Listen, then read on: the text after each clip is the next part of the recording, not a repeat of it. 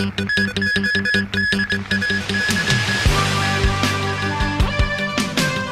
cross-trading scheme between Hong Kong and Shanghai exchanges, student protesters in Taipei pull out of the legislature, and 8 school children killed and dozens injured in Hainan bus crash.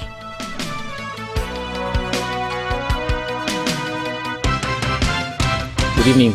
Mainland authorities today unveiled a pilot scheme that will allow mutual market access between the stock exchanges of Hong Kong and Shanghai. Investors in the two places will be able to trade in each other's shares via their local stock exchange. In welcoming the Shanghai-Hong Kong Stock Connect arrangement, the chairman of Hong Kong's stock exchange says it will bring unprecedented opportunities to the SAR's financial market. Jenny Lam has more details. Student demonstrators in Taiwan ended their weeks-long sit-in at the Legislative Building in Taipei, protesting a trade pact with the mainland. But the protest leaders stressed that this is not the end of the so-called Sunflower Movement. Police were then seen entering and inspecting the building. Outside, a large crowd gathered in support of the students as protest leaders took to the stage and promised to fight on. The demonstration ended in a celebratory note at around 8 this evening as protesters waved their mobile phones to the sound of the protest's theme song. Diane To has more on how the story unfolded earlier today.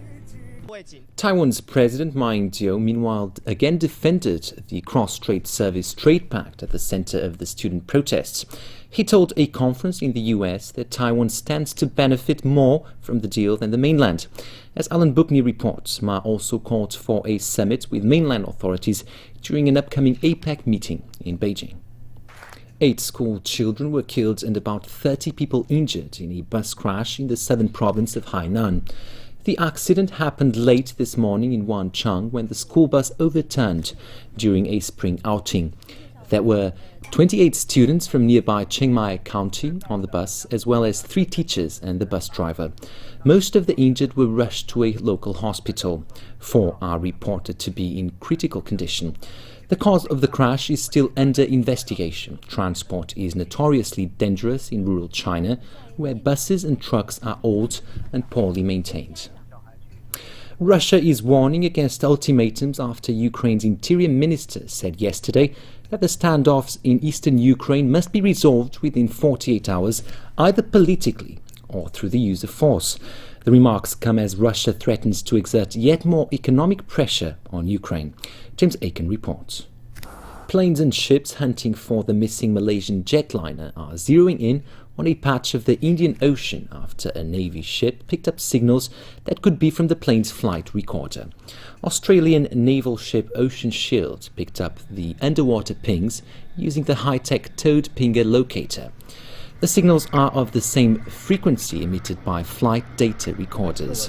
14 planes and 13 ships are looking for floating debris across the search zone about 2,300 kilometers northwest of Perth. Today's search zone is the smallest yet in the month-long hunt for flight MH370. It comes a day after search officials said they were hopeful that crews were closing in on what's believed to be the wreckage of the vanished jet. Back locally, pan-democratic legislators will be able to hold an exclusive meeting lasting for at least 2 hours with Beijing officials on their visit to Shanghai this weekend. This from the LegCo president Tang Yok-sing today. Stephanie Choi reports. And in sports, German powerhouse Bayern Munich are into the semi-finals of the Champions League. The holders survived a scare from English Premiership side Manchester United. Jameson Wong has more. And here are tonight's winning Mark 6 numbers. They are 4, 18, 21, 31, 42 and 49. The extra number is 25. And now we'll look at the weather. Mainly cloudy with low visibility in some areas. Sunny intervals tomorrow. Temperatures will range between 21 and 25 degrees. Clear, warm and humid on Saturday and Sunday. That's the news. Thanks for watching. Good night.